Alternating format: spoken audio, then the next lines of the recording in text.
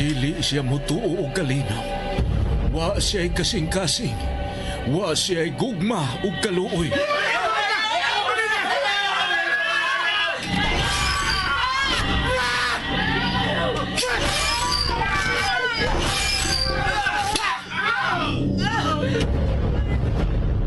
Mataglihok mao ang kabangis ug katalagman. Gitina ang mga ngipon sa espisong dugo.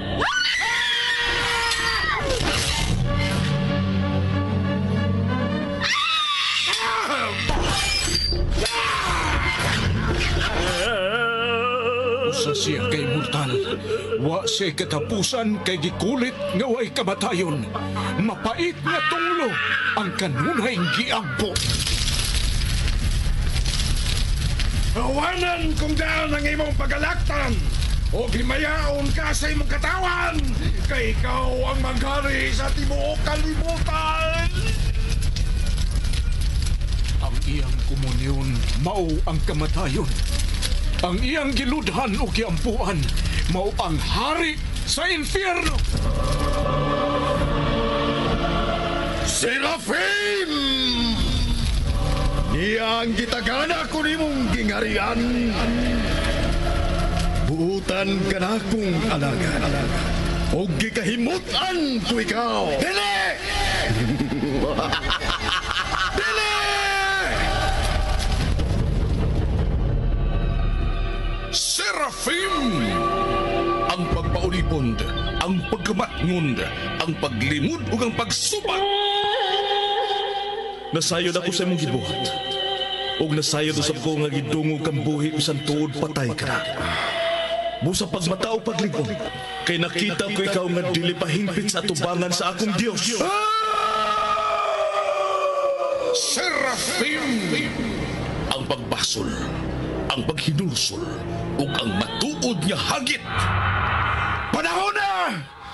Nalaglago na naghimo og kadaot sa kalibutan! Sinuwat ni Fermin Cullantes Gomez, spinner Nelson Tandano, technician Achilles Hisemb, ubos direksyon ni Algin Nabakita.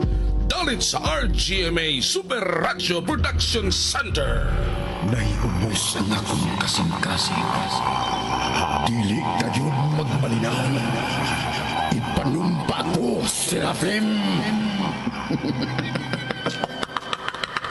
Og karon niya ang laing sumpay ning mas lahi nga sugilanon.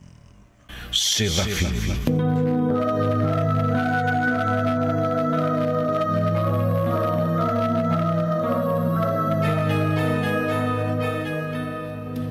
Didto sa karaang katedral, mao na lang ang naabtan ni Lucirom si Jethro nga mao na lay nahabiling buhi.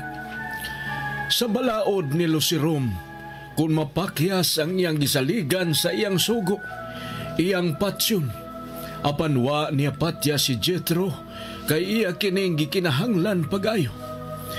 Gihatod nila ni Serafim ug Mikailo kun Constantine ang mga patayng lawas sa kaparian ug kamadrihan sa usa ka obispo.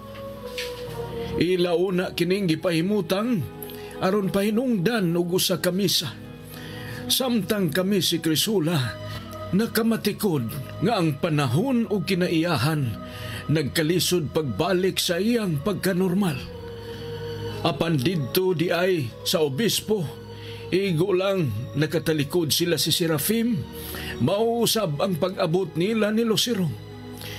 Wa matiwas ang misa, kay gipusil ni Lucirom ang obispo, ug unya gitrangkahan ang mga pultahan ug mga bintana aron dili na makagawas ang didto sa sud, ug unya gisilaban ang simbahan.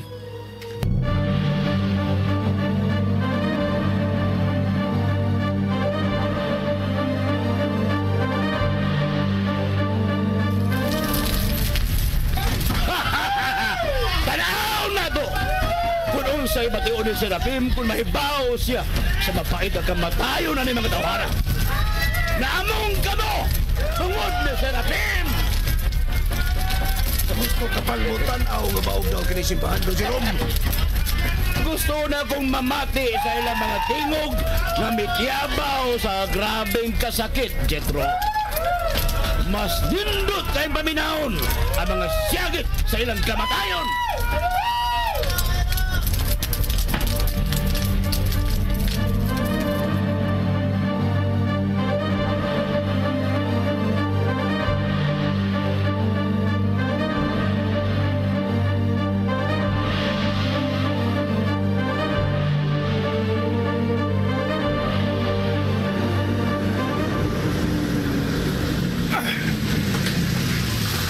Serapim, ni Kailo, di pa unong namasakyanan. Ang kalangitan. Ganihaan naman naman kinamibalik siyang kaya kapan karon. Gusto na sa gumoy ilog ang daw ata nga panganod. Ang ordinaryo nga tao, ubati og kay Bong. Apan ang tao nga pinili sa dautan o katarong, dili na bati og kay Bong. Ayaw kalimot nga gusto nang musugod sa katumanan ang ipadaya. Serafim, Mikhail, dili ka na panganod. Aso ka nang nakita na ko. May dakong sunog. Ang pinuyanan sa obispo. Sunog ka na, Serafim.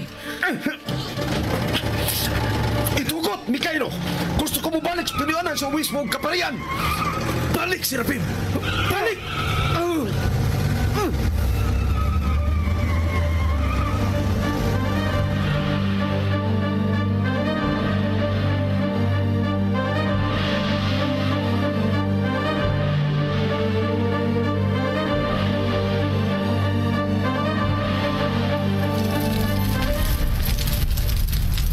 Sa pamay mong puyo din nga nahurot na magkapaig ang mga tao ni Dapita. Dosiro, Saksihin ninyo, Jethro. Ang usa sa mga talan-aon nga inyong masaksihan nga dito sa paraiso ni Lucifer. Kining nagdilaab nga kayo sa inyong atubangan. Usa lang kini kasiga sa sakalugas nga posporo kung itandi dito sa impyerno. Sunugon gyud ang tanan na niya ni Dapita. Hutdonog sunog! Why, Evelyn? Hutdonog sunog! Ang tanan na gibuyan sa obispo! Gusto na akong makakitaong ta si Serafim ning maong talanaon. Mutiabaw siya sa kasakit kung iya kining makita. Sakita na si Serafim sa ingon ini mga hitabo o mga talanaon, Jethro. Tungod kay mo bati na siyang kaluoy. Ilabi na sa mga tao nga samaan nila nga ato karong gipangdaoban. Papiliyon ko ikaw, Jethro. Asa ka man. Sasakitan ka tungod kay maluoy ka o sa dili ka masakitan. Tungod kay bato ang imong kasing-kasing o wa kay kaluoy. Nganong magsakit-sakit mangin ko sa kong tungkat, no, si Roma? Nganong magsakit-sakit man ang sangko sa kong dugaan?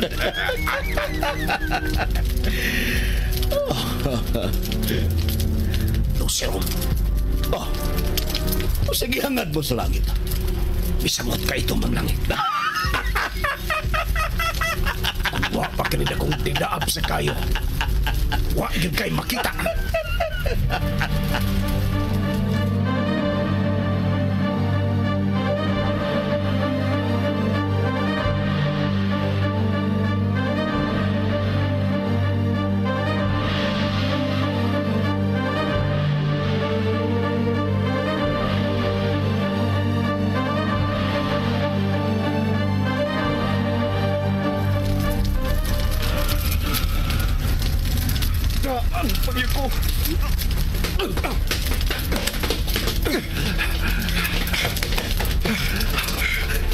Daan, pagyod ko! Daan, pagyod ko! Daan!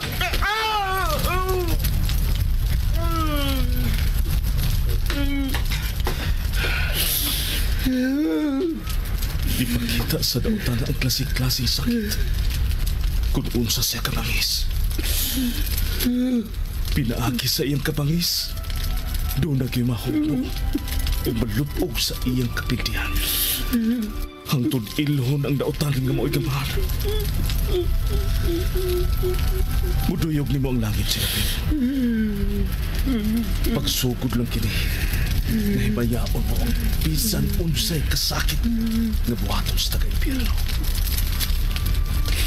Timan igyog kini, Serafim.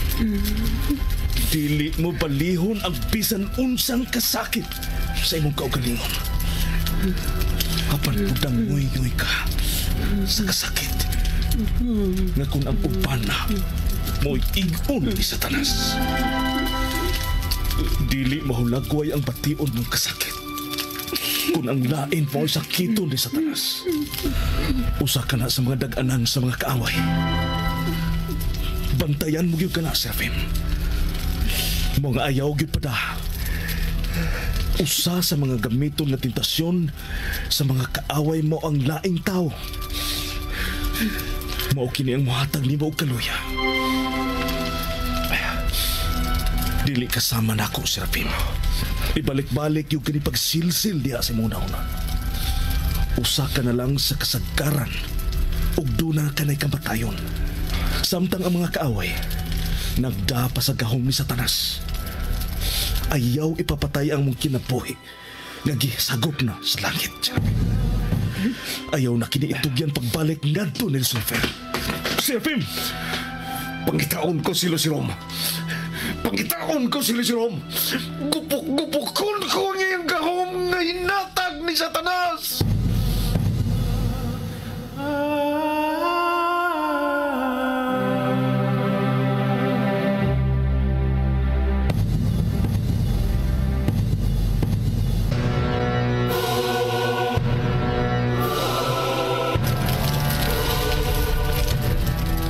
Serafim, pangitaon ako si Lucirom! Serafim! Gipunan og laing magamit nga gahom si Lucero ng Satanas. Ayaw pagdali-dali. Sa anam-anam nga paagi, Serafim. Sa anam-anam nga paagi. Yatagan ko pagtugot nga makig-uban nimo ning panahon sa kalibutan. Dili aron magdali-dali ka. Kinahanglan masuhito o mahibawan mo kung unsaon mo paggamit ang mga armas nga angay mong gamiton batok nila ni Lucero. Ang una mo pang nakuha mo ang tubig gikan sa tinubdan sa tilan sa Santo Cristo. Kuwang pa kini, Serafim.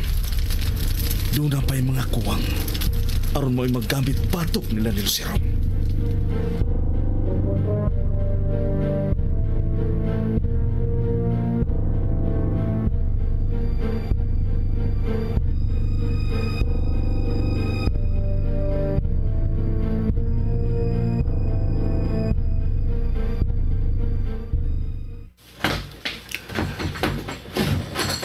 Jedro, Lucirom, ayaw na palayo na ko. Kinahanglan niya ka pirmi sa kunduol aron kun mangita ko nimo na akadayon. Oh, Lucirom. Dali, sud.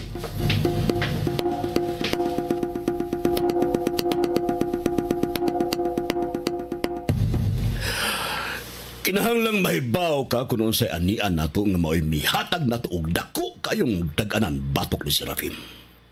Hatagi kong gamay ni gayon nga mga pangutana, Lucirom. O sa ganap, Jedro. Nga nung nagtinir ka pa manong daganan bato kang Serafim, masama na ko ordinaryo naman kang Iyan na sa tagalangit si Serafim, Jedro. Gani sa pagkakaroon, kompleto ng nawa ni Serafim ang mga timailhan o mga hiyas nga siya impernohanon. Magahom mo sa maglakit.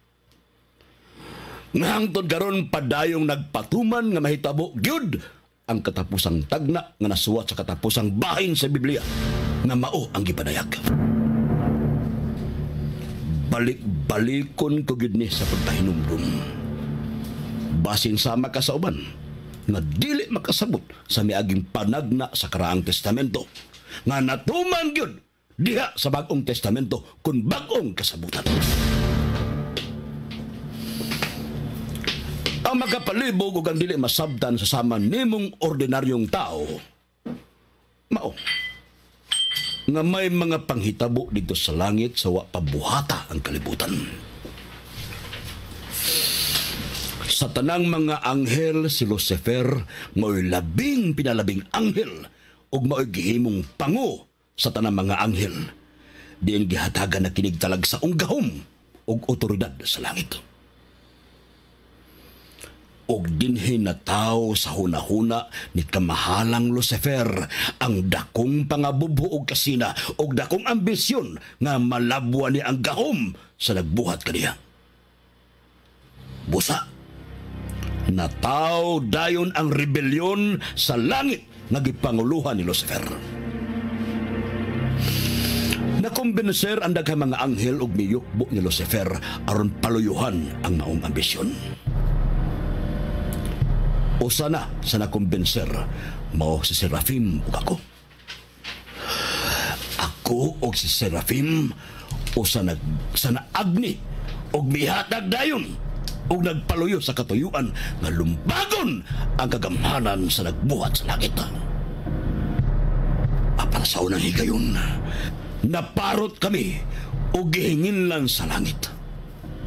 Apan nataw usab ang saad ug panumpa nga ang rebelyon sa langit ipadayon din sa kalibutan. Mao nga sa pagbuhat sa kalibutan, diha naming daan si Serafim. Gigamit namin si Serafim aron pugngan og lumpagon kadto makatawhan og gingharian sa yuta nga magtuduo sa langit. Ug ang labawng mahinungdanon, kami si Serafim ang gisangunan aron pugan nga dili mahitabo o dili matuman ang gipanagna sa Biblia. Apan sa laing higayon, napakyas kami kay natuman man gyud ang tagna sa karaang kasabutan ngadto sa bag-ong kasabutan. Gibuhat na namo ang tanan aron kapugngan apan nataog yun ang gitawag og manluluwas. Si Serafim mao'y nangu nga dili gyud mataw og kinahanglang mamatay og sayo ang maong manluluwas. Aron dili matuman ang mga tagna, apanataw gyud gini og namatay. Takdo nga matuman gyud ang maong panagna. Ug ang umaabot ug hapit na gyud moabot mao ang gitagna sa gipadayag. Ang katapusang engkwentro, ang katapusang away, ang katapusang gubat sa langit o impyerno. Ang gubat unya dito sa langit.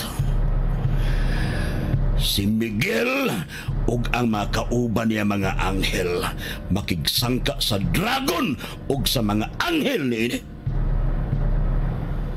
Apan mabuntog ang dragon ug ang mga anghel niini.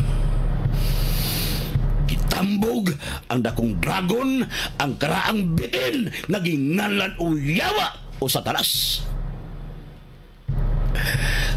Kita ang gipasabot sa maong panagna. Ang hitabo di gyud buot ni Satanas nga mahitabo. Ug nahibaw ka ba, Jetro? Kung kinsa kining Miguel nga gipasabot, siya mao si Mikaelo ang gikauban-uban karon ni Serafim.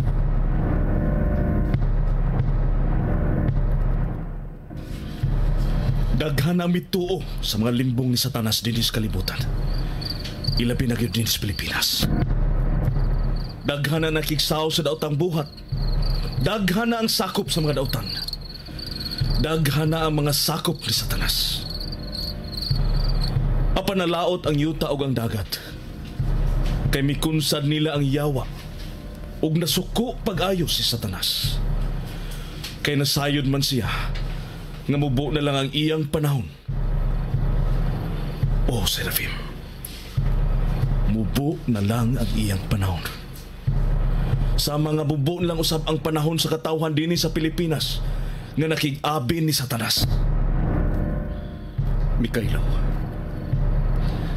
kinsam gyud ako.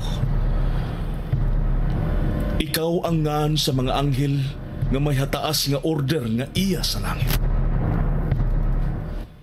Ginoong Diyos sa langit, Ginoong Diyos ka Hesukristo.